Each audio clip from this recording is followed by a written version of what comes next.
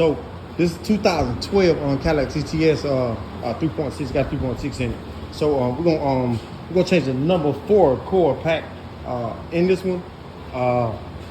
In order to do it, you got to take the field cap out to get this cover off. Field cap, you have to pop it up.